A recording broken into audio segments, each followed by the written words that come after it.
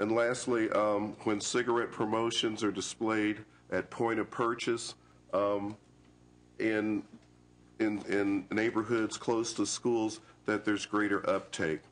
What I've just spoken to you about are from 6 different studies that have been done over the last 5 years. Our office has funded 3 of these studies. Some of this information has been given to the senator. There are actually a number of other studies, and I should also say in a number of other countries that come up with this same result. The punchline is the greater the density, the greater the marketing, closer to schools, the greater the experimentation with cigarettes. Thank you very much. Thank you, Chair and committee members. My name is Kevin McCarty. I serve on our Sacramento City Council, and I'm in strong support of what the Senator is proposing here. We're actually working on a local ordinance in large part because of the research that just been laid out and what the Senator has been talking about for the last couple of years. You know, here in Sacramento, right across from an elementary school in my council district, less than 50 feet away from an elementary school campus, we have a tobacco shop. And moms and teachers and principals have been calling my office and saying that tobacco shops and schools just aren't necessarily a good mix, and we're really looking for kind of a common sense statewide solution. We're proceeding right now with the City of Sacramento ordinance to regulate the sales of tobacco within 500 feet of a school campus, but really it makes more sense to have a statewide solution. Having piecemeal ordinances across the city and the region probably doesn't make as much sense. So having a statewide bill probably is the best course of action. So I think this is a good vote and ask for your support. Thank you. Thank you. Next, please present your state your name and your position. Good afternoon. My name is Jamie Morgan, and I work for the American Heart Association and American Stroke Association, and we're in strong support. Good afternoon, Chair and members of the committee. Kimberly White-Richey with the American Lung Association in California, in strong support of the bill. Thank you. Anyone else in support of the measure? Any opposition?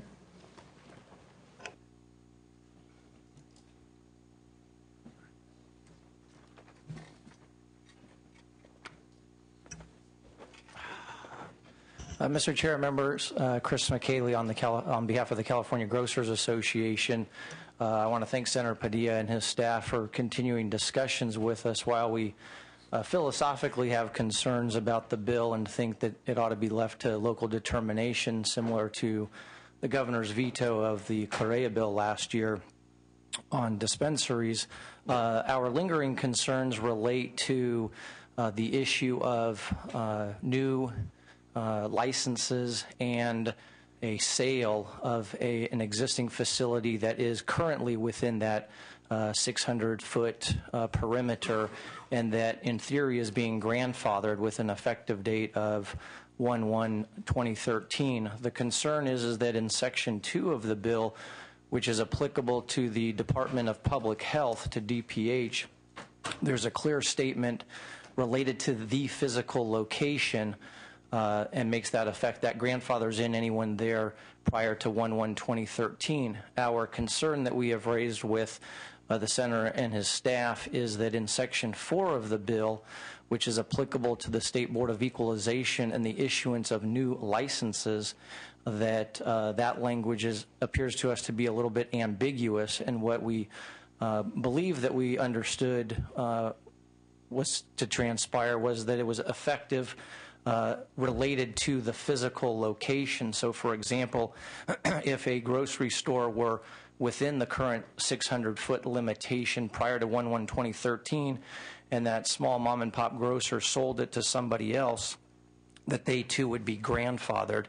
And the language is a little bit ambiguous in that subdivision. So what we'd like to do is continue to work with Senator Padilla and his staff in that regard and hope to resolve that one clarification, in which case we would be neutral on the measure. Thank you. Perhaps maybe the Senator can address that. I don't know if there's anybody else had any questions or concerns to that with regard to the grandfathering, because I know we heard it in governance and finance, and my understanding, at least from when you presented, was that when somebody purchases or they sell their business, that business is grandfathered into the next owner. Is that correct? That's what came up in two things that came up in Governance and Finance Committee this morning. One was the issue of all the tobacco license licenses have to be renewed every year. So at the moment of renewal, when your year is up, is that considered a new license?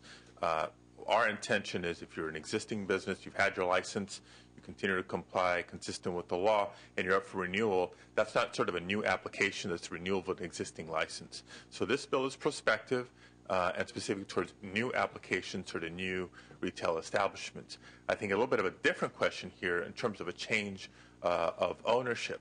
And that's something that we're still talking through with stakeholders, and we want to consult the Board of Equalization, get their judgment and expertise on to see how much that really happens, or how much that we know it happens, but is that just a couple dozen statewide every year, or is that really a big dynamic that we need to address via this legislation?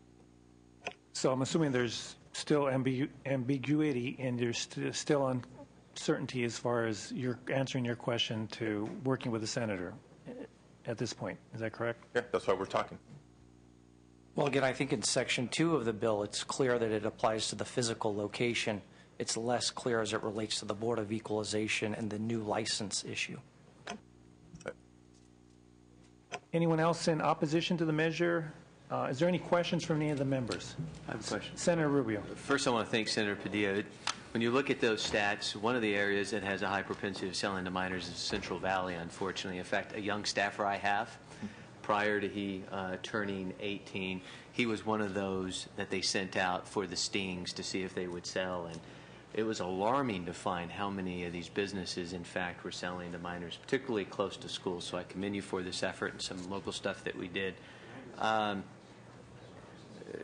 Can you give those guys just a commitment that whatever's worked out with the BOE, I mean, it sounds like a pretty reasonable small difference of issue over language that would, I think, put before the governor a really good piece of legislation. Yeah. No, I believe so. Again, I want to distinguish because folks were confused this morning. It's one thing to talk about change of ownership for a retail establishment at the same location. So does it run with the land, if you will, to use some local government lingo? That's one dynamic. Another dynamic of, well, when I'm up for a license renewal, even though I've been in business for 5 years or 50 years, is that considered a new license? And people interpret the language as currently in the bill differently, but that's two very different dynamics. The latter, I think, is pretty clear. The second is what we're waiting to hear from BOE on. And so when you hear from it from BOE, is a commitment that you'll just put that language in the bill so it's consistent with the second part of the bill in the beginning of it? Well, that's what we're clarifying. So okay, because we've been communicating in good faith. I feel comfortable we can resolve it. Specifically for me, I think, and listening to some of the grocers, I think what seems pretty fair is if you have a mom and pop shop and he's essentially selling it to his son, it wouldn't be a renewal of the license. It would be a change by definition of ownership, but to his boy or his daughter or whomever may be taking it over. So, from that stand, I think it's pretty. No, I hear you, and I certainly agree with that sentiment. But just for purposes of an example, separate and apart from my bill, there's legislation by Assemblymember Hill advancing that would seek to stiffen the penalty schedule for repeat violators of the Stake Act or Penal Code 308, selling to minors, bottom line. Sure. If in the process of that sale transfer, it's somebody with a long record of repeated sales to minors and they're selling, changing ownership from husband to wife, yeah, that's a different case. And so, again, we want to tap the expertise and experience of the BOE on how best to address this issue. Sure.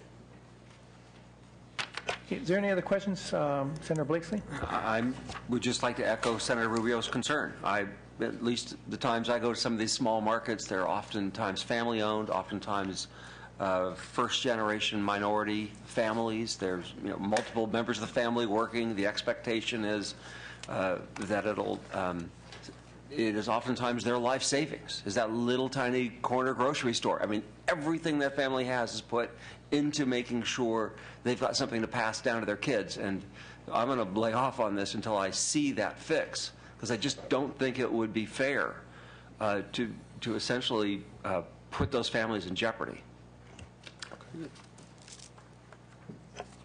Senator Rubio. Well, I'll move the bill. You're committed to working out that language. Your last point, though, I think brings up something very important, and that is if somebody is in multiple violations, and I don't know of the other piece of legislation moving through the system, I'd even look towards putting in this bill. I don't care if you're 600 feet or if you're 6,000 feet away.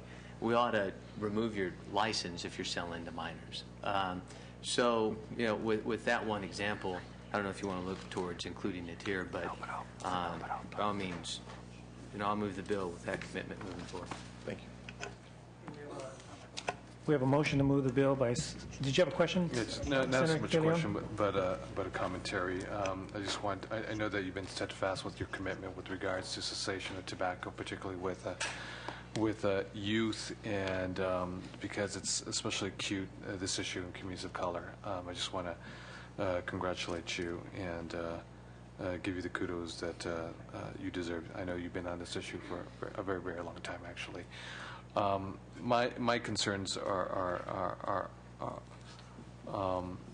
not Mr. Rubio's concern or Mr. Blakesley's concern per se. 600 feet, 500 feet, mom, pop, it doesn't make a difference at the end of the day. Conglomerate, supermarket chain, tobacco's tobacco, period. And what's happening in our communities with regards to the economic costs as well as the public health costs are through the stratosphere. So with that, I just want to underscore my congratulations and to you. So, thank you. Okay, would you like to close, Senator? No, appreciate the discussion. I ask for your vote. Thank you. We have a motion by Senator Rubio. This is due past appropriations. My understanding is that the amendments will be taken in appropriations. Is that correct? That's and you correct. also have a commitment. We have a commitment to work with Senator Rubio to address his concerns with regard to the sale of the business. Is that correct? Correct. Okay. We have a due past appropriations. Call the roll. Senator Hernandez. Aye. Hernandez, aye. Strickland. Alquist. Aye. Alquist, aye. Anderson. Blakesley. De Leon. Aye. De Leon, aye. DeSaulnier. Rubio. Rubio, aye. Wolk. That is 4. We're short of vote. We have some members missing. We'll put it on call, and hopefully it'll get out, Senator. Did you want to go ahead and do SB 694. 694? Yes, please. Thank you, Mr. Chair, members of the committee. This is a bill that was heard in Business and Professions earlier this week, and as we discussed then, tooth decay ranks as the most common chronic disease and unmet health care need for children across the country and also right here in California. As you're members of the Health Committee, and I'm sure you know, poor dental health can disrupt normal childhood development, can seriously damage overall health, and is also linked with impairment of a child's ability to, to learn. In 2007, just the most recent statistics that we have, there were 83,000 Californians who visited emergency rooms with some sort of dental problem. This ended up costing California more than $55 million. That same year, in 2007, California children missed 874,000 school days, costing those local districts $30 million because of attendance-based school funding. Now, there's a number of reasons why children may or may not have access to proper dental care, whether it's coverage, whether there's a provider in their area, whether there's an awareness and information level for their parents, etc. But we do know this. The federal government has identified 333 designated dental health professional shortage areas. That means physical, geographical areas, communities throughout the state of California where there's not the capacity from a provider level to properly serve that population. We also know that come in 2014, Mr. Chair, you and I have talked about this, with the full implementation of the healthcare reform legislation at the federal level, a lot more people will have the coverage. The insurance side is going to be answered. So if you have the coverage to go see a dentist, or you have the coverage, public or private, to go see somebody, but you don't have the capacity from the industry in your area to be able to be served, that creates a problem. And so what we would like to do via this legislation is, number one, begin to get our arms around the issue by reestablishing the State Office of Oral Health and the position of State Dental Director to provide leadership and a comprehensive solution at the state level. Second, this bill would authorize a scientifically based study to assess the safety, quality, cost effectiveness, and patient satisfaction of irreversible dental procedures performed by both traditional as well as non-traditional providers for the purpose of informing future policy decisions about the dental workforce. As part of this integrated system of care, we will always maintain a dentist at the top of that system, and additional dental providers who provide basic oral care to underserved children may have the potential to reduce the oral health disease burden for the population most in need.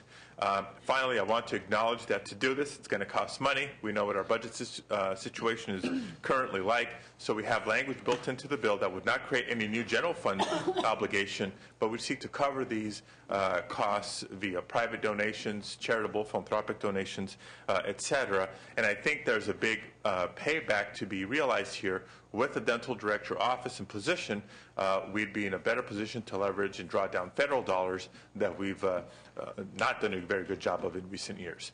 With that, I want to thank you for your time and introduce the Children's Partnership and the California Dental Association, my partners in this legislation. Hi, my name is Jenny Catlove. I'm with the Children's Partnership, and we are sponsoring this bill because it will increase access to dental care for children and improve children's oral health as well as their overall health. Senator Padilla eloquently made the case for the bill, so I'm not going to speak long. I do want to say that there were a couple of other stakeholders here in the audience who had to leave but who wanted to voice their support. That would be Children Now and the California Head Start Association. I'm here to answer questions when we get to that point, and now I want to introduce Lisa Greenshields. She is a dental hygienist who provides dental care to underserved kids in schools. Thank you, and thank you for the opportunity to testify. As was previously stated, my name is Lisa Greenshields. I'm a registered dental hygienist in alternative practice here in the state. I work for Twin Rivers Unified School District on a pilot project that brings more access to school-age children. As we were already informed of, at this point, 71% of the children by the age of 8 or 3rd grade in the state of California, by the time they reach that age, they have dental disease. The school that I'm currently in, 97% of the children receive free lunch, and the access that they receive is very low. So what we're looking at is in November, for example, I had a situation where I had a family and the child broke off their front tooth. It was a pretty severe fracture, and they had to wait 5 months. They were given an appointment time of 5 months in the future to get into a dental office.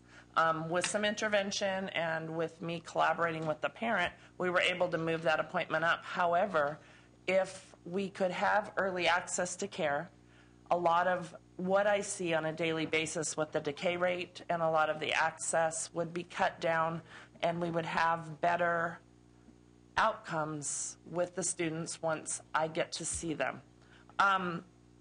So often I see these cases. We see them day in and day out, and it's very frustrating as a public health employee and professional to see this on a day-to-day basis. That's why I'm here today. I'm here to hopefully give you the information that will help you look at this bill and help change our ability to provide early access to the students of California and the children. Thank you. Thank you. Please proceed. Good afternoon. Allison Barnett on behalf of the California Dental Association. CDA represents over 24,000 dentists in California, and we are here in support of SB 694. CDA is committed to a comprehensive approach to reducing barriers to dental care in California, and so we appreciate Senator Padilla's leadership and are pleased to be working with him and the sponsor towards building a comprehensive statewide oral health infrastructure. Currently, California lacks any state leadership on oral health issues, and CDA feels strongly that having a dental director at the head of a statewide office of oral health is essential to providing that leadership. and CDA feels strongly that a rigorous scientific study to assess the safety, quality, and cost effectiveness of irreversible surgical procedures performed by providers other than a dentist must be done before any changes to workforce models can be considered. This bill seeks to address both of those issues, and again, we are committed to working with Senator Padilla and the Children's Partnership as it's further developed. Thank you. Thank you. Jennifer Tannehill with Aaron Reed and Associates on behalf of the California Dental Hygienists Association. CDHA is supportive of the concepts behind SB 694, but we have concerns with the way the bill is currently written. SB 694 restricts the dental director position to a dentist. This position, which is administrative, should mirror that of other states and be open to all qualified applicants. 12 states have directors who are masters in dental hygiene, and 13 states have directors who are masters in public health. There are a variety of educational backgrounds that would benefit the director position. Under current language, there's no requirement that the dental director include the concerns or the advice of the advisory committee when composing the report and recommendations in the bill. One party controlling the study and process can result in a study that will not truly find the best and most innovative ways to provide dental care to the 1.2 million children expected to gain dental coverage under the Federal Health Care Act. It's critical that all stakeholders be part of this process and the workforce study be non-biased and beyond the control of any special interest. The author and sponsors have met with us, and we look forward to working with them. Should the amendments not be taken to address these concerns in the coming months, we request that the bill be pulled back to committee. Thank you. Good afternoon, Mr. Chairman, members of the committee. Anthony Thomas, representing the Los Angeles Area Chamber of Commerce. I head up the Public Policy Department as their newly crowned Vice President. The Chamber has a long-standing record of supporting efforts to provide children with access to quality and affordable health care coverage. We believe that the Senator's bill is the step in the right direction. We also know that the goal is to improve children's oral health, which we also support. Our position is that we support the bill, that you move it out of committee. If there are any lingering issues that be worked on through the process, but the premise of this bill is correct, the direction is correct, and we would ask that you keep it on track. We would ask for your aye vote.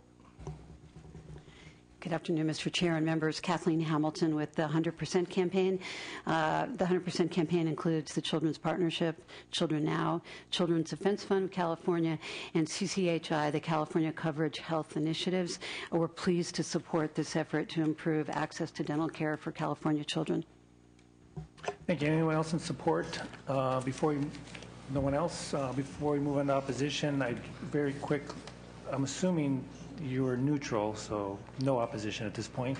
Right. Okay. Correct. But to address the questions that were addressed with regard to the neutrality, are you willing to work with her at this point? Yes, and I think they've acknowledged that we are in meetings and conversations to try to work through those issues. Okay. And then I also will reserve the right to bring it back in the event that I feel that it's not moving in the right direction. But I feel confident that Senator Padilla will work with you.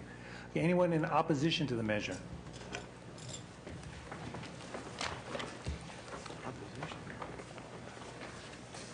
While the opposition comes up, I just want to acknowledge, Mr. Chair, that there are technical amendments in mock-up form before you that I accept as author's amendments. Yes, I know. We do have them in front of all the members. We will take them without objection. Unfortunately, I think we'll have to adopt those amendments at the next appropriations. Oh, we're going to adopt them here? Yeah. Okay, so yes, we will adopt them here.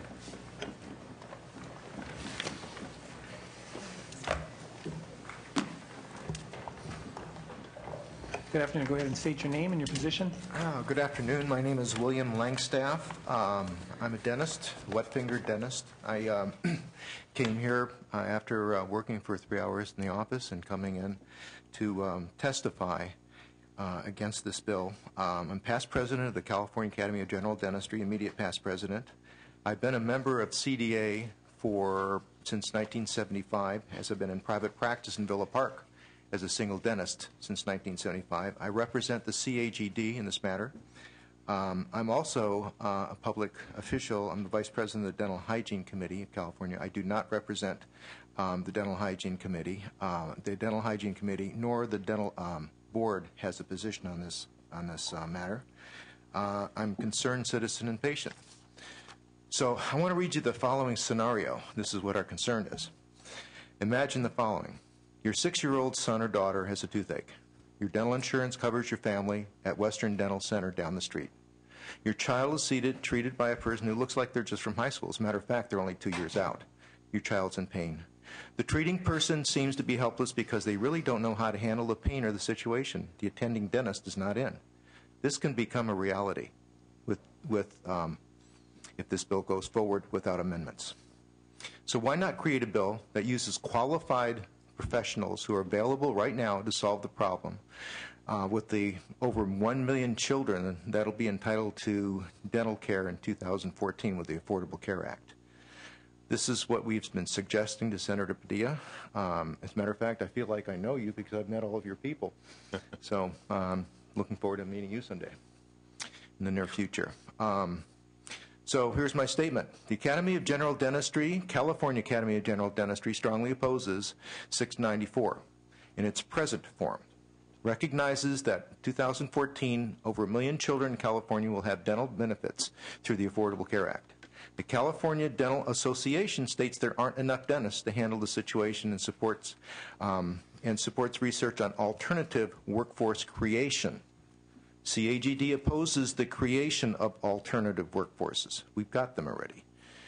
We firmly believe that the CDA has based its information on inaccurate and misleading data, which is based on pre-recession study on the number of dentists in California. The actuality is California dentists to population ratio is 1 to 1,200, whereas in the rest of the country it's 1 to 1,600. So California has a better ratio than the rest of the country. There are no shortages in dentists, and especially in today, post-recession, the dentists just aren't as busy as they have been. So there's plenty of room for new patients to come in. Furthermore, California has more workforce positions than any other state, such as the RDA-HP, RDH-EF, and RDA-EF. CAGD opposes the alternative workforce study as unnecessary, financially irresponsible, and considers it a risk to the public. CAGD offers a much more responsible and safer solution to the public. California has 6 dental schools, with possible new additional dental schools to come. Each year, approximately 600 students are graduated. New York and Rhode Island have dental education processes which include residency programs. In California, we have this opportunity to do the same, which would place dental professionals in underserved and hard to get to areas to help solve the perceived access to care problem. At this time, there are actual outreach programs within dental schools providing dental care to remote areas utilizing portable units, SUVs with portable units, driving out to I know dental schools that are doing this, to remote areas, setting up in elementary schools, and actually providing dental care to the kids. Clearly, we have a number of dental professionals we have to support this effort, and it can be done in a very short period of time. When I say 6 dental schools, approximately 100 students graduate every year. That means that's dental schools. That means 600 students are available every year, possibly 600 dental students. The mid-level provider concept, or dental therapists, which is what we're really talking about here, which is what we are objecting to. That's the one issue we object to the most, has been in existence in other countries for many, many years. New Zealand, Australia, Canada, and the results are very disappointing. It's been shown that the number of children with dental decay has not decreased despite having non-dentists work in virtually every elementary school in their country. They have found that it's becoming clear that the best solution has been educating the parents on the dental decay prevention. CAGD is interested in solving these problems with the current dental professional workforce within California, with appropriate dental education, experience, and opposes undereducated workforce that could be harmful to the public, which would be the mid-level providers or dental therapists, which is what this bill is, part of what this bill is talking about. The problem with conducting studies or experiments on underserved children of California is not acceptable or safe when there is abundantly fully trained dentists and auxiliaries available to provide this care in California. Again, CAGD opposes a process that creates a new dental provider, a non-dentist, a new dental provider, a non-dentist with minimal dental training to perform irreversible surgical procedures such as tooth extractions, drilling on teeth on the most vulnerable people in our society, our children. Thank you for your time. Thank you. I have a couple questions to ask you. So you're opposed to a study to determine what other alternatives are, and you're assuming that they're going to do mid-level provider dental therapist. And you also stated that there's already an alternative workforce and there's plenty of dentists. That may be true. I believe there's plenty of dentists, just like there may be plenty of providers, but are those providers in the right areas? And are those providers in the inner city? Are those providers in the communities of color? And are those providers in the rural communities? And I would venture to say that that's not the case because fewer and fewer providers go to those areas. So my question to you is, what's the alternative workforce that you have that's currently available, and what's to say that this study is not going to come up with that same conclusion that you're going to come up with? Well, first of all, let's look at the study. In order to do the study, you have to create different dental providers. Is that correct? No, you don't have to create. You're going to have a study. So, but my question is, what's the other alternative workforce that you feel that we already have? You said you made a comment that there's an alternative dental residents. Every year, 600 senior dental students are graduated from dental schools throughout the state. So you propose to put dental residencies in communities of color and rural communities, which needs to have some federal funding as well. So that's your alternative workforce? Well, who else are you going to put there? Okay, how is there a guarantee that those individuals are going to stay there? We're not talking about staying there. We're talking about every year there are 600 new residents coming into the marketplace. Do you understand? What I'm saying here is that you have... Yeah, I know how to count. Okay, well, 600 new dental students every single year. So, if you're talking about... having dentists in remote areas and areas of color and all of that, what is the alternative to having a group that will be rotating through? I mean, you're almost guaranteed So you're proposing you're going to fill the void with residency programs in those areas. That's how you're proposing. And what's to say that this study won't come up with the same proposal? Nothing. Here's what we're really... Well, here's what we're really complaining about. What are you really complaining about? Dental therapists. We don't want dental therapists. We don't want people who are undertrained doing dental work, doing extractions and doing fillings on our kids. That's all I'm saying. Okay, but we don't even know if the study is going to say that. Well, what's to prevent it? This is a study. Yeah. Okay. All right. Let's move on to the next presenter. Okay. Senator Rubio, did you have a question? I just have a question. Sure. Because is another more likely scenario, and I would put the more likely, I'll preface it with that because CDA just supported it, and I don't think they would support it unless this were the case. I don't want to put words into their mouth. However, is it also a likely scenario for your scenario to be that your 6-year-old son or daughter gets a toothache, goes to the dentist, or goes to a dental office, and when they're sitting in the seat, a dentist walks into the room and says, "Hi, do you like living in Fresno, California? You know where I grew up? I grew up in Orange County. But there was part of this program to incentivize me to move to a rural part of the state to see kids or adults, just see patients." I mean, that could be a likely outcome of this study as well. But I was just baffled as to why you would pick the most extreme case. Because that's what we're concerned about. Okay, that's fair. But I would also suggest that, well, I'm not going to suggest anything. I'll make my vote later on, and that will directly suggest something. Go ahead, Senator Dahlquist. Thank you. If I were concerned about the quality and safety of something, I would be happy to see a scientifically rigorous study to assess the safety and quality and to have scientific evidence really state what is good quality and what is safe and what is not. I would be open to that. Well, that's all well and fine. I agree with you, but This has already been done with the current workforce. There has been scientific, as a matter of fact, the RDH APs and EFs have been okayed by by the Congress. So you're not willing to see anything else done on this issue? Here's the real problem. You're going to have over 1 million kids who are going to need dental care in 2 years. That's the real problem. And how are you going to fix that? By doing a long-term study, which is what we're talking about here, by creating and trying other dental auxiliaries or whatever. We've got the auxiliaries. We know what they can do, and they're here. As a matter of fact, most of them are underutilized. Yeah, my last comment, because it is getting late, is that we will still have a problem in 2 years and 3 years. And Senator Padilla is showing some foresight in wanting to work on the issue long term so that our children in the future will also benefit from this. That's fine. Good. Thank you. Let's move on. Please state your name and your position. Okay, I'm Dr. Stephen Iscaro, and I've practiced dentistry for 42 years, 35 of those in Covina. Thank you very much.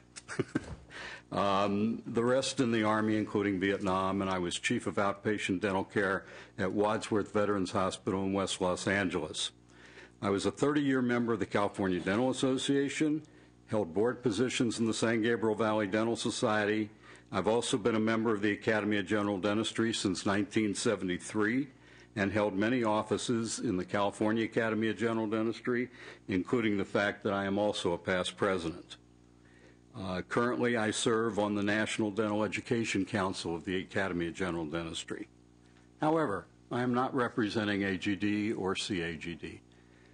I'm speaking as a California dentist and a citizen in opposition to SB 694 as it is currently written. I have grave concerns regarding the formation of a non-dentist provider of dental care. My concern is for the safety of the public, especially the children who are currently not receiving care, the care that they need. In my years in practice, I have seen many instances of cases that appear to be simple at first and turn out to be very complicated. Pediatric dentists who specialize in treating children obtain 2 to 3 years of postgraduate training after receiving a doctorate in dentistry. Particularly in children, a cavity can quickly become a pulpotomy, which is like a root canal treatment for a baby tooth. A pulpotomy can very quickly turn into a necessary extraction, which in turn can just as quickly become complicated by a fractured tooth or root, since children's teeth are more fragile and easily break compared to adult teeth. Even with the easiest fillings, management of a child patient is far more difficult than an adult. Children may be afraid, may not be able to communicate thoroughly, and usually can't remain still for more than a few minutes or probably more likely seconds. The skill level and maturity acquired through 4 years of undergraduate and 4 years of dental school is, in my opinion, the minimum required to safely treat children. It appalls me to think anyone with less education would be treating children, California's children. Do not put our children or your children, Senator Rubio, and grandchildren at risk by authorizing a pilot project to use undereducated non-dentists to provide potentially complicated and irreversible procedures. It's the complicated, irreversible surgical procedures that we're concerned about. Recent California dental school graduates are having a difficult time finding positions in California, and many are forced to move out of the state. Dentists are not working to their capacity. We do not have a shortage of workforce. What we have is access to care problem due to a distribution of workforce. New York and Rhode Island have instituted dental residencies for new graduates. The residents serve in underserved areas, providing high-quality, professional, properly trained care for the patients. I support finding innovative solutions to provide care to the underserved children of California, but to subject them to substandard care by a non-dentist provider with basically 2 years training beyond high school, which is what is being proposed here, is not only unsafe, it would be unethical, and it would create a two-tiered system of care in California. California already has the best doctor-to-patient ratio in the country. We need to be more creative in solving the distribution of workforce situation. We do not need to spend unnecessary, non-existent funds creating undertrained providers. The American Dental Association, the Academy of General Dentistry, the Alaska Dental Society, and many, many other dental groups around the country are opposed to the creation of a quote-unquote mid-level provider. I join them. Thank you for your time and interest. Thank you very much. Please proceed. Good afternoon, ladies and gentlemen. My name is Virginia Husinati. I am a general practicing dentist in Southern California of 22 years, a longstanding member of organized dentistry.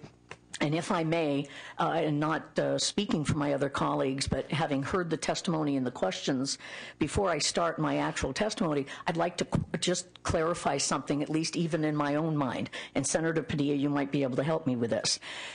Our understanding when we were speaking about not the matter of studying existing programs that are already worldwide, utilizing, trying to access care or to serve the underserved, it really was embedded in the bill regarding what my two former colleagues have said, and that is the creation, implementation of a high school graduate trained for 2 years to do surgical and irreversible dental procedures. That is the basis for my argument here today, because I applaud Senator Padilla, who I've not had the privilege of meeting yet, and I thank you very, very much for highlighting and spotlighting the oral issues in California, not just for our children, but for all of California citizens. My position here today is to strongly oppose a very small portion, Senator, of this bill, because I think a dental director is an incredible idea, but I think it's unconscionable for this legislature to actually even consider the implementation. So, Senator Elaine, it's the implementation of a undereducated, low-leveled provider, not studying the existing worldwide programs that are addressing issues with access to care in the underserved populations. What we have right now is an ample, qualified dental workforce that is willing and able to service this great state. What we have right now, based on a 2011 Loma Linda study on capacity, is ample capacity workforce. The 2003 study was done prior to the opening of 2 dental schools in the state of California. It was done prior to us being able to utilize not just 600 but 1,200 dental students in their 6th and 7th educational years, coming into the 7th and 8th year of their program, highly educated, highly trained individuals being put in underserved areas to address the access to air issues, talking about new graduates from these additional schools coming in and servicing that underserved areas. We are not opposed to, I am not opposed to a study. The dentists I'm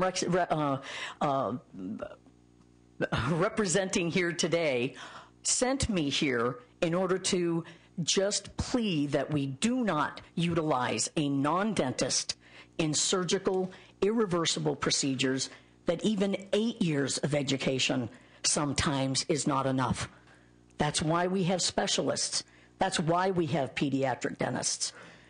And of all people, our most vulnerable, our most valuable and difficult management patient of all to experiment on children with any inflammation of a non-dentist doing a surgical irreversible procedure on those kids, in my mind, is unconscionable. I strongly recommend, Senator, that if you can amend that portion of the bill, I look really forward to seeing this proceed and definitely studying why these people are not accessing the care. Why are they not utilizing the current workforce, not putting them in the hands of an undertrained, low-level provider? Thank you for your time. Thank you. Please state your name and your position. The next person. I'm Terry Horlick. I'm a board-certified pediatric dentist. I've been in practice, private practice, in Grass Valley, California for the past 29 years. I've been a CDA member for 34 years, although I don't speak for CDA here today. I'm a diplomate of the American Board of Pediatric Dentistry, a fellow of the American Academy of Pediatric Dentistry, and chief of dentistry at Sierra Nevada Memorial Hospital. I would like to speak about Senator Padilla's bill number 694, which in addition to establishing a statewide Office of Oral Health, also states the office shall design and implement a scientifically rigorous study to assess the safety, quality, cost effectiveness, and patient satisfaction of irreversible dental procedures performed by traditional and non-traditional providers for the purpose of informing future decisions about scope of practice changes in the dental workforce that include irreversible or surgical procedures. This study seems like a good idea when we think it will entail research into results obtained by mid-level providers in places where they are currently allowed, places such as New Zealand, Canada, and the United Kingdom. This, however, seems not to be the intent of the study. If this is a pilot study to be done in California using mid-level providers to accomplish irreversible dental procedures, it should not be undertaken. Such a study seeks to determine if treatment by unlicensed non-dentist providers is safe by observing such practice on children identified as underserved. We should not allow such experimentation on our children. The Act states that 1.2 million children will be added to those with dental coverage upon implementation of the Affordable Care Act. It goes on to state that a strong state public health infrastructure to support public dental health functions is needed to address this unmet need. This assumes that we are creating 1.2 million new dental patients in California. These children and their dental needs already exist.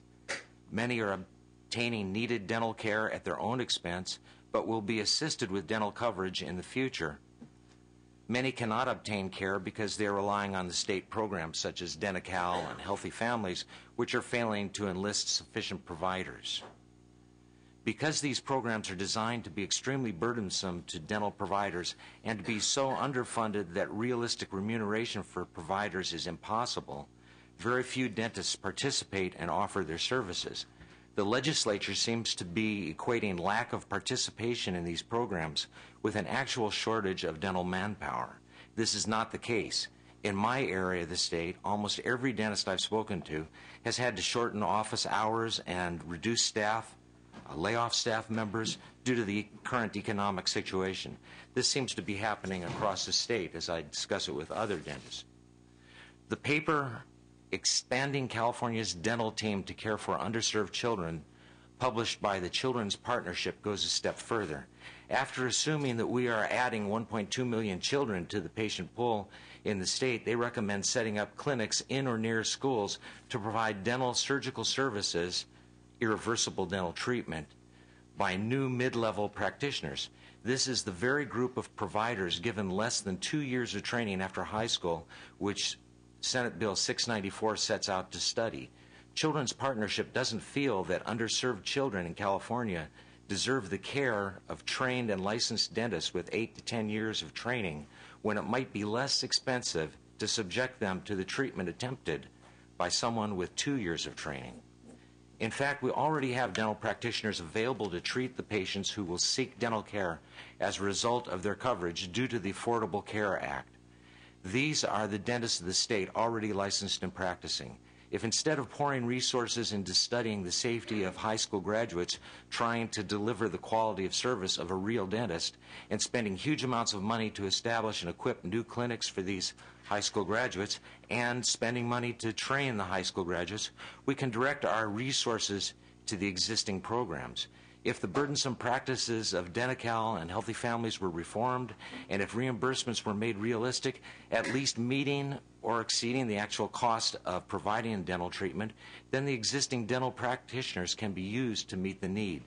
The Children's Partnership recognizes that the current evidence and policies of the pediatric dental professional societies shows that we need to start seeing children by their first year, establishing preventive practices and a dental home if we have any hope of making an improvement in our children's dental health. Often, general dentists postpone seeing children until much later due to the difficulties in providing examination, education, and treatment to those patients. If dentists sometimes have difficulty with this age group, how can you expect a mid-level provider to do better? The proposed studies do not address the major finding of the Children's Partnership. You can't fix a problem by working on the wrong symptom. In short, current difficulties in finding dental care for our underserved children is not due to a manpower shortage. We have the manpower to care for our children. What we need is funding to programs which are designed to promote utilization for those in need, and we need additional training for our existing dental providers to help them provide quality services for these children. Why work to establish a second tier of lesser trained and lesser qualified practitioners to treat our needy children when we can work to provide the same excellent care the rest of the population expects and deserves? In my office, a few years ago, you might have had to wait a few weeks for routine appointments. Now you can get an appointment today or tomorrow if you want. By fixing the existing programs, we will see an increase in business in all offices. Offices like mine will need to hire back staff we have let go and increase our hours. Across the state, you will see a significant increase in hiring in all areas of dental personnel: dentists, assistants, RDAs, RDA-EFs, hygienists. By correcting problems now, we won't be working towards hiring questionably qualified mid-level practitioners in 2 years. We can be hiring these same people in the public sector now to meet current needs and prepare for our future needs. I ask you all to think about your young children and grandchildren. Do you want their dental and oral surgical care provided by a dentist, a pediatric dentist, or an oral surgeon with at least 8 to 12 years of education past high school and a dental license? Or is a high school graduate with almost 2 years of additional training good enough? If you feel your family deserves competent dental care, why don't all Californians deserve the same? Thank you for your consideration. Thank you. Is there any questions from any of the members? Senator Rubio, and then Ladies we'll go go to Senator Alquist. Thank you. Maybe some hard-hitting questions. There are not enough dentists in all of the areas of the state where we need them. I would call it people power, not manpower, but that's a small point here today. I'm all for a study that would show innovative ways to prepare for the future. The one troubling piece for me, and I've, tried to read a lot of this, is the part about the irreversible or surgical procedures. And I would like both Senator Padilla, my friend, and CDA to explain why that is an important part of the bill.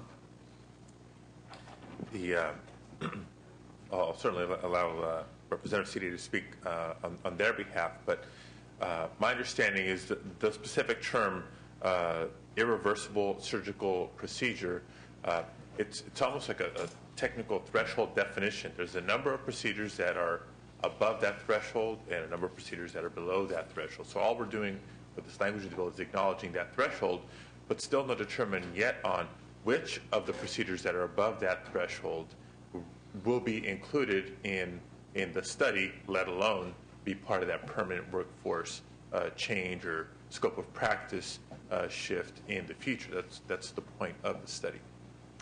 I think Senator Padilla said it very well.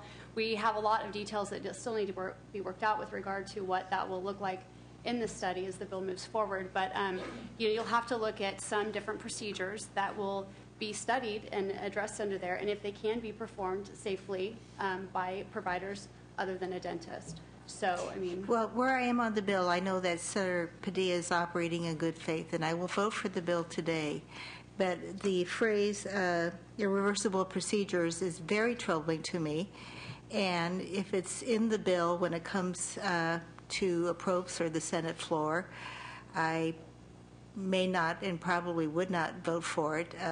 The thought of something of an irreversible procedure being done on my grandchild, and I hope that you will carefully look at that, because I think you can define a threshold without using that strong of terminology. Can I say something? A follow-up comment, Mr. Chair.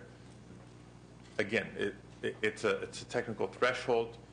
Numerous procedures that are above that threshold, numerous below. So we're not going to be listing in this legislation, in this bill, which specific procedures that are at or above that threshold. I understand that. But I wanted to make it a point that we're deferring to the dental director, who, the language of the bill requires to be a dentist with input and advice from a bunch of stakeholders to making those determinations. Yeah, I think 95% of the bill is really great. I also understand this is my 14th year in the legislature, that after we're gone, things can be redefined. And I just, as a mathematician, I want to be real clear on, for those to follow us 5, 10, 15, 20 years from now, as to, I'm not asking for a list of all the procedures, but I'm saying I'm not comfortable with the phrase, that they could, someone with 4 years of high school and 2+ years of training after that could perform irreversible procedures on our children. I totally understand your concerns. I would maybe give one example that, being able to drill into a tooth and fill it is an irreversible procedure. If a child needed an extraction of a primary tooth, would be sort of that. I mean, we're not talking about necessarily cutting in. I'm not a dentist. Well, that's why we need to clarify what that phrase really means. And I think there's probably a way to do it. And certainly with the help of these fine folks here, who I'm sure will want to work with you on the bill, hopefully we can see an updated form before it comes to the next committee, should it get out, and I will be voting today. Can I make a comment before you? Hold on. I believe Senator Rubio had a question, because she was making a comment. She didn't ask the question from you. She asked it from the senator. So, Senator Rubio, if he chooses to ask you a question, I'll allow that. Well, I want to thank Senator Alquist and Senator Padilla. When this, I think, was discussed last year as well, there was some discussion about this particular bill. And let's face it, I mean, perhaps what's hitting the issue of you reducing your hours and your workforce right now is the fact that the state, A, isn't reimbursing at a competitive rate, and B, we just stripped all of adult dental cal. I mean, there are many other things that we can do to close the gap between those who need quality dental care and those who can provide it. Without a doubt, there are other larger issues that we should, and I would argue some of us are working diligently trying to solve. What's before us today I find unique in establishing a dental director, which I can't believe the state has overlooked it. We need it. And Senator Padilla, thank you very much, and the proponents of this bill for finding a method to do it with a zero impact on the general fund. We can do things better in the state of California, and this is an example of it. The second thing this bill does is it sets forth a study. And if you'd read, or if you would have read I'm sure you have, but in your statement further down in the bill, it also says the dental director shall convene an advisory group on the study design and the implementation of this study. So, Senator Padilla, maybe one of the things you want to do moving forward with this bill is make sure that you identify who that advisory group is, because I doubt anyone that the dental director, which right now in the bill has to be a dentist, would put together is anyone who would have a person with 2 years experience at a high school doing irreversible procedures in the mouth. I mean, so I think you're talking about things, you're trying to shape the study before the person is even hired who's going to put the group together to shape the study. And I know you'd like to predetermine the outcome of the study here today, or and I appreciate that. But I think it's a bit premature, and I would urge you to embrace this group, because come 2014, I would hope that collectively, you, us, others who want to see to it that the child in first and second year goes to the dentist and the change of behavior occurs and they're going when it's prescribed all the time for their annual checkups, that we do have a workforce issue at that point, solely based on the fact that there are not enough dentists, not enough hygienists, dental assistants, etc. But if we don't do that study now, we'll be talking about doing the study then, and it'll be too late. And so for those reasons, I would move on the bill now. And I appreciate all that you've said, but I am convinced that we need to move down this path. And I think Senator Padilla and those who are supporting the bill have done so in a very diligent way. Okay, seeing, unless there's a question from Senator Wolk, if you don't mind, I'll let you address some of their questions in their close. Sure. Thank you, Mr. Chair. And I'll try to be brief. I think Senator Rubio spoke eloquently, acknowledging there's a number of factors at play here.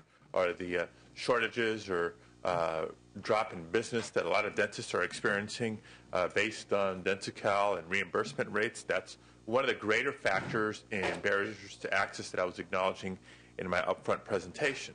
The state of the economy and unemployment rates and what unemployment means when people lose coverage because they're out of a job.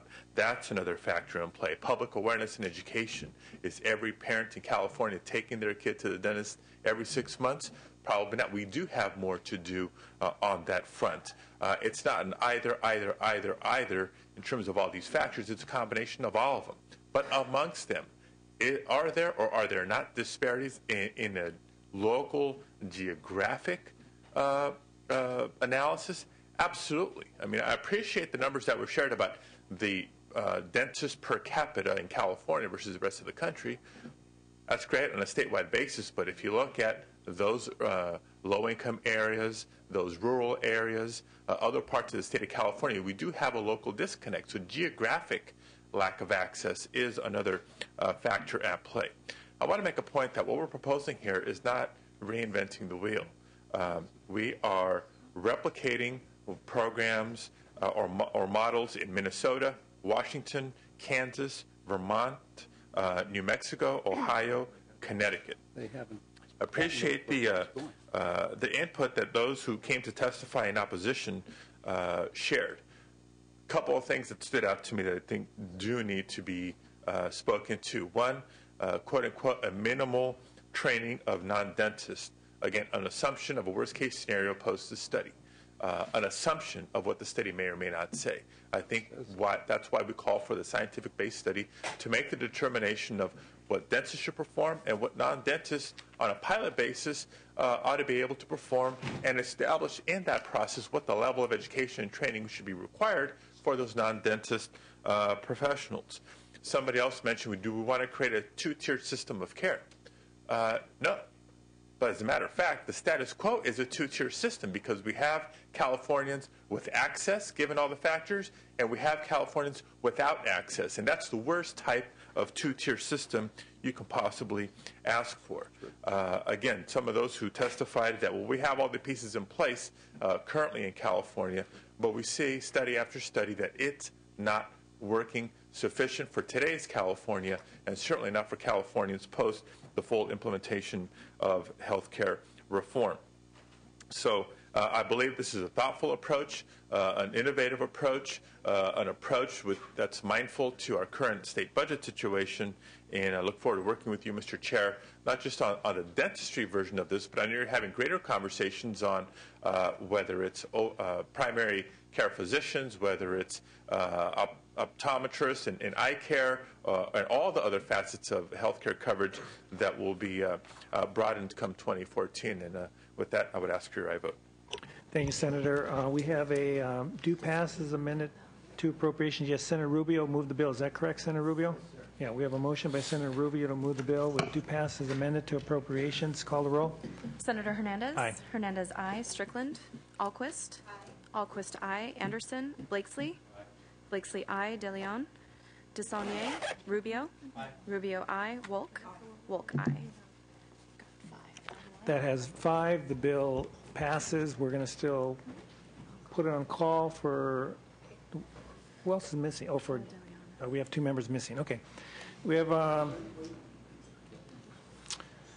item number 9, AB 272, Monning Healthcare Facilities Financing.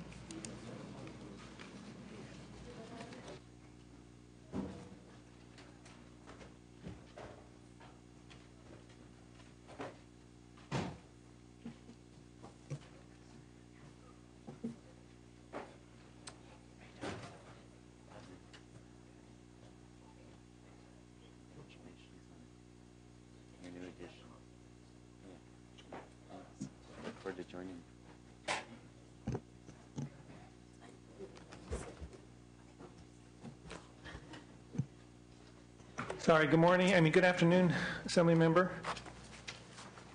Thank you, Mr. Welcome. Chair and members. Good afternoon, Happy New Year. Thank you for the opportunity to present AB 272 this afternoon. Just as a preface, I think this creates an incredible opportunity for us in really tough times in this state to try to expand our ability to address some of the trends of disease and illness, preventable disease and illness in our communities. AB 272 has been introduced in response to devastating funding reductions to California's underserved and vulnerable populations, and it is in alignment with national health care reform and its challenge to states to find innovative and cost-effective ways of delivering quality health care to more people.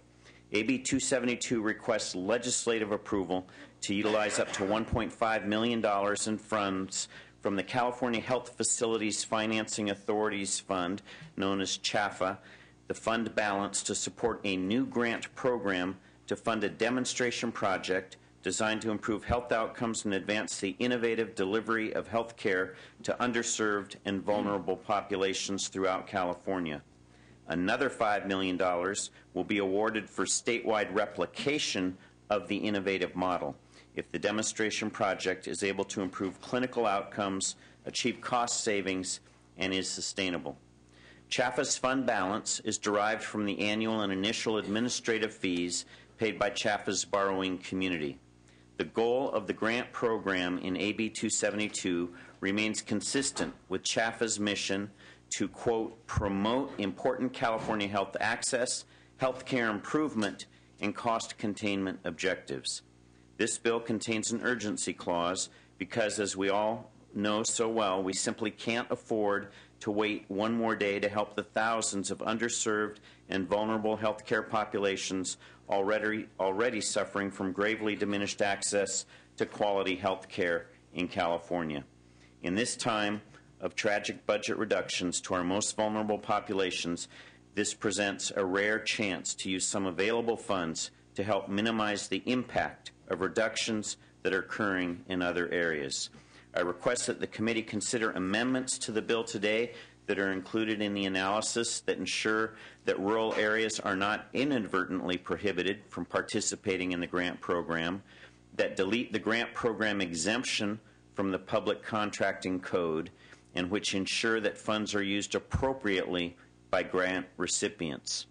I would urge your aye vote. I have witnesses here to speak in support of the bill and appreciate your consideration. Thank you. Thank you, Assembly Member. Please state your name and your position. Good afternoon, Chair and members. My name is Adriana Nazario, representing the State Treasurer. We are the sponsor of AB 272.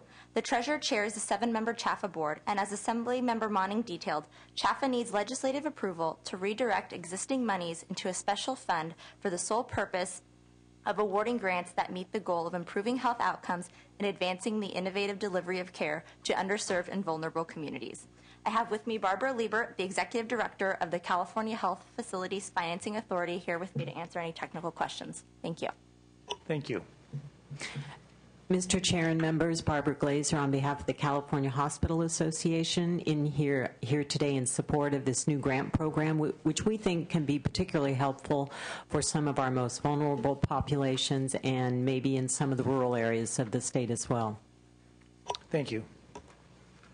Next. Yes, I'm Barbara Liebert, the Executive Director of CHAFA, and would just echo everything that has been presented to you, and I'm available for any questions that you have. We're pleased to present this to you today. Thank you very much. Anyone else in support? Is there anyone in opposition?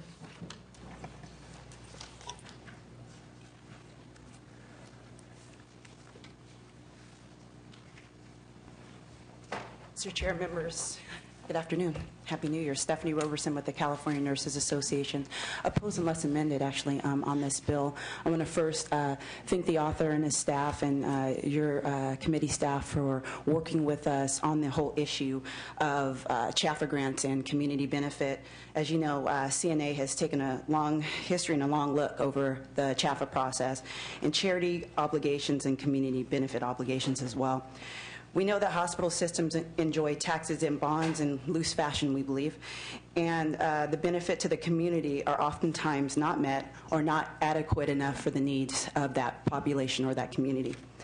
So in this bill, we know that clinics will have access to these grants, and we hope, in working with the legislation and working with CHAFA on some tightening of the language, that these grants, that we hope when they do the partnering on the demonstration grant, that is not used on the back end to constitute a community benefit on the back end. So want to move forward with Mr. Monning on that issue, and then hope to be in full support. Thank you. Thank you. Thank you. My name's Deanne McEwen. I'm a registered nurse on behalf of the California Nurses Association. As president, again, I just wanted to say that we appreciate the opportunity to work with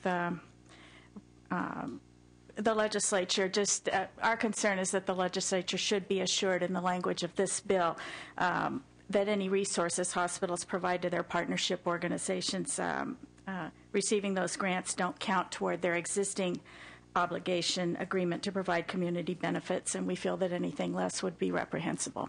Thank you. Thank you very much. Anyone else in opposition? Any questions from any of the members? We have a motion to move the bill. Senator Wolk, please close. I would like to close, and just a very brief comment on the concerns raised by CNE, which I appreciate their work with our office. And one of the amendments that we have, our staff has with your staff incorporated in what we're accepting in today's legislation. On page 8, we would incorporate funds provided to a demonstration project pursuant to this section may only be used to supplement, not supplant, existing financial and resource commitments of the grantees or any other members of a collaborative effort that has been awarded a demonstration project grant. So I think that addresses some, perhaps not all, of the CNA concerns. We'll gladly continue to work, and with that would urge your aye vote. Thank you for the opportunity to present this afternoon. Thank you, Assemblymember. And we have a due pass as amended to appropriations. Call the roll, please. Senator Hernandez? Aye. Hernandez, aye. Strickland? Alquist? Aye. Alquist, aye. Anderson? Blakesley? DeLeon? DeSaulnier? Rubio? Wolk? Wolk, aye.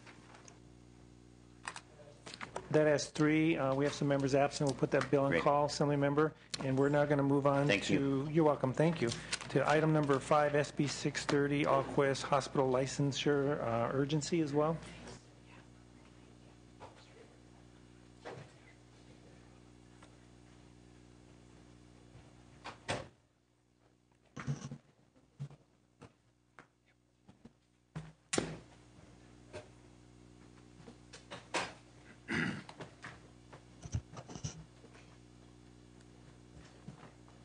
Thank you, Mr. Chair and members. First, I'd like to accept the committee's suggested amendments as contained in the analysis and wish to thank the committee staff for your hard work on improving the bill. SB 630, an urgency measure, is narrowly crafted to help expectant mothers obtain optimal care when they arrive in labor at Stanford Hospital's emergency department. Stanford Hospital, which is physically connected to Lucille Packard Children's Hospital, has an emergency department but does not have a labor and delivery unit, so it uses Packard's labor and delivery unit approximately 600 feet away. This problem occurs when expectant mothers arrive at Stanford's emergency department, and current law governing inter-hospital transfers results in delays of up to 90 minutes. which is someone who went through natural childbirth twice, 90 minutes can seem like an eternity. On average, 29 women in labor arrive at Stanford's emergency department every month. They wait at least an average of 54 minutes before getting transferred to Packard's labor and delivery unit, which is only a 5-minute wheelchair or gurney ride away down an interior corridor. Making these women wait is potentially a significant patient safety and comfort issue, as well as an issue for the baby. These hospitals would like to implement an MOU, a Memorandum of Understanding, outlining the protocols for screening and transferring expectant mothers from Stanford to Packard, and are working closely with DPH, Department of Public Health, on this approval. SB 630 is narrowly crafted, provides statutory authority for DPH to approve such an MOU, one that is tailored to address this unique problem for these two sister hospitals. So SB 630 would maintain all of the provisions of Health and Safety Code 1317 regarding emergency services and care for patients, while permitting a narrow exception for Stanford and Packard to best care for their mothers in labor. It would allow DPH to treat Stanford and Packard as one licensed facility only in the case of women in labor arriving at Stanford's emergency department. As such, these women would be more quickly transferred to Packard's labor and delivery unit after a medically approved screening occurs. Expectant mothers should not suffer merely because these two hospitals have separate state licenses, especially since they operate as one hospital in this regard. I have some excellent witnesses, which I would like to defer to at this point. Thank you very much, Senator. Please state your name and your position. Yeah, thank you, Mr. Chair and members. My name is Fred Noteware. I represent Stanford Hospital and Clinics, and I actually had a number of things I wanted to say, but the good senator has done a wonderful job describing the situation. It's a very simple issue. The two facilities are connected. Packard has a world-class labor and delivery department, and we just want to expeditiously get the women who are about to deliver there safely. I have two colleagues from Stanford Hospital that are here to answer questions, but we would urge an aye vote, and we thank the senator very much. Thank you very much. Anyone else like to speak in support? State your name and position. Melissa Burke, I'm representing Lucille Packard Children's Hospital, and we support this bill. Thank you. Barbara Glazer with the California Hospital Association in support. Thank you. Randy Perry on behalf of the California Children's Hospital Association in support. Thank you. Anyone in opposition? No opposition, but a comment. Okay.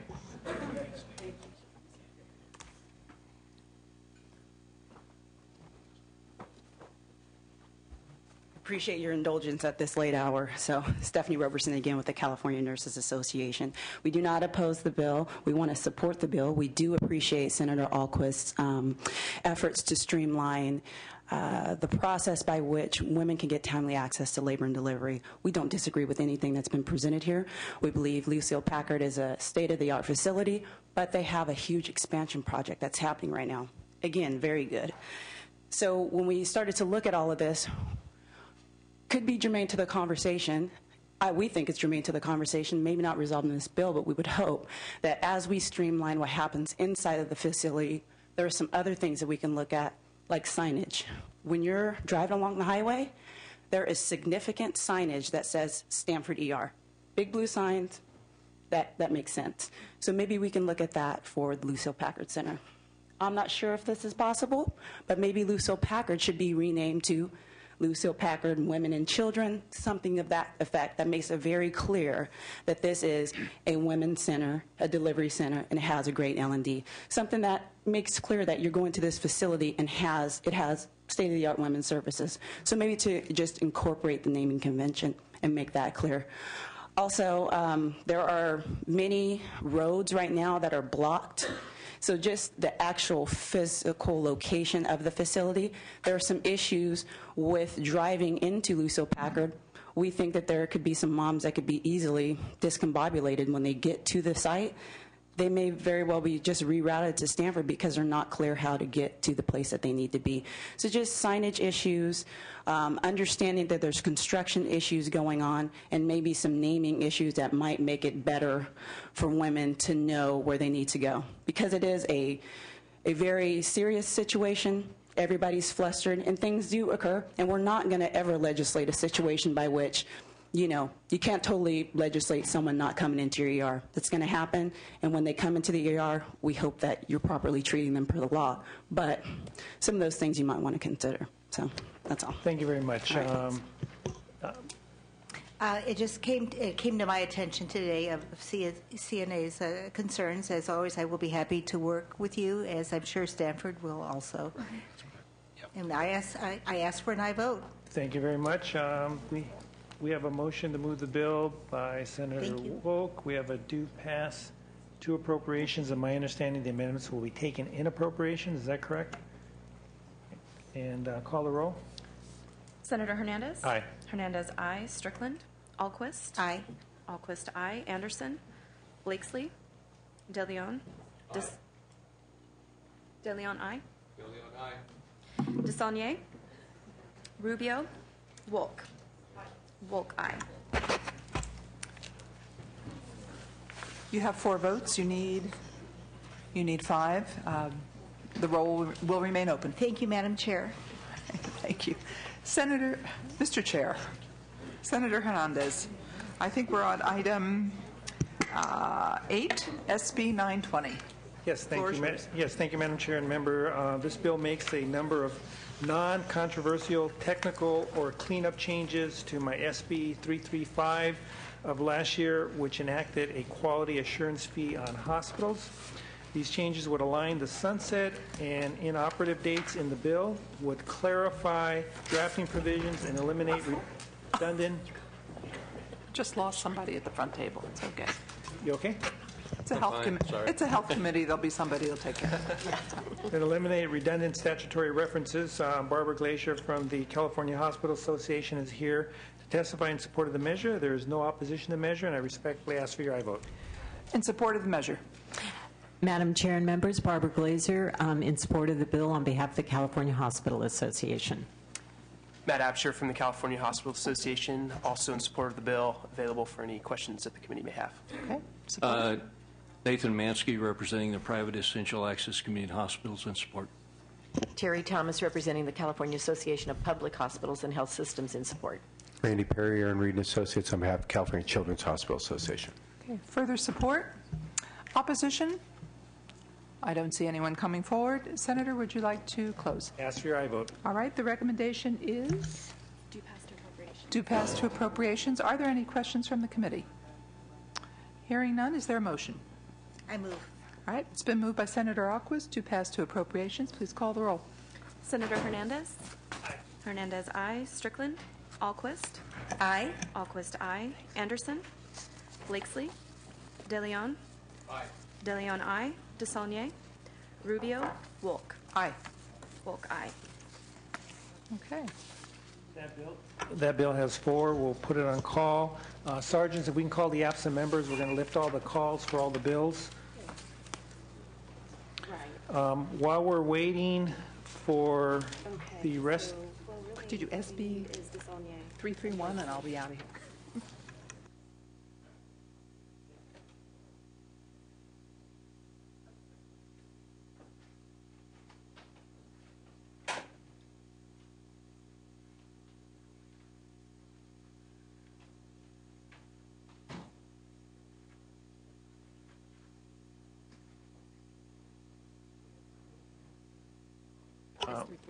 What we're going to do is we're going to lift the call for SB 331 at this time. That's Padilla, retail tobacco license. Call the absent members. Senator Strickland? Anderson? Blakesley? DeSaulnier? SB 331. Aye. DeSaulnier, aye. Wolk? Aye. Wolk, aye. That has 6. That measure is out.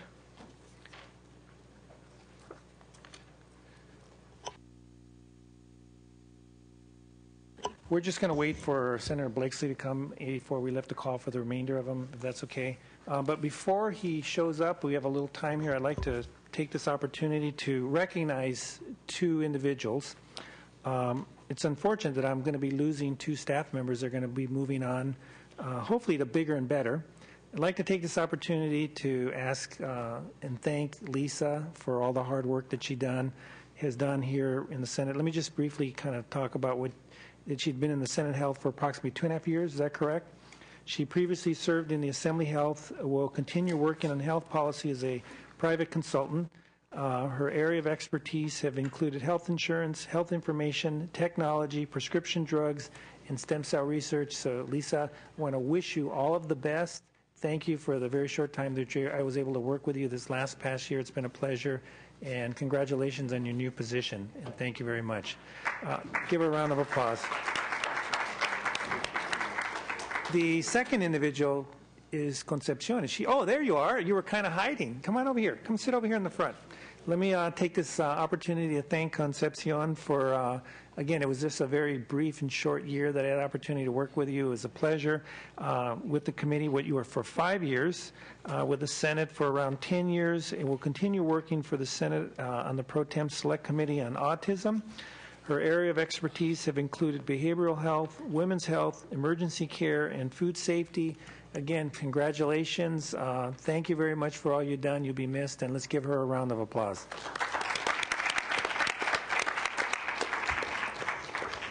And any ETA on Blakesley?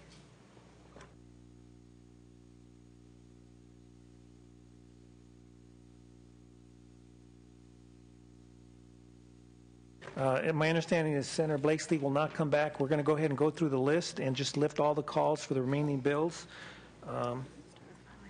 File item number 1, SB 255, Pavley, due pass to appropriations. It's currently 5-0. Just call the absent members. Senator Alquist. Aye. Alquist, aye. De Leon. Aye. De Leon, aye. All right, so that's 7. That's 7. That bill is out. Okay, we have item number 2. That's SB 315, Wright. Due pass as amended to appropriation. The current vote count is 1-2. Call the absent members. Senator Strickland, Alquist. Okay, that is still 1-2. Senator DeSaulnier. Aye. DeSaulnier, aye. Rubio, Wolk. That current vote is 2-2. The vote fails. The senator's not here, but I'll grant reconsideration.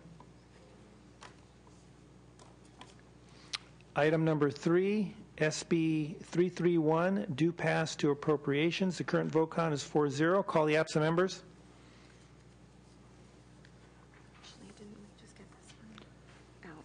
Oh, that one just got out, so that bill is out. File item number 5, SB 630, Alquist, due pass to appropriations. Call the absent members. Current vote is 4.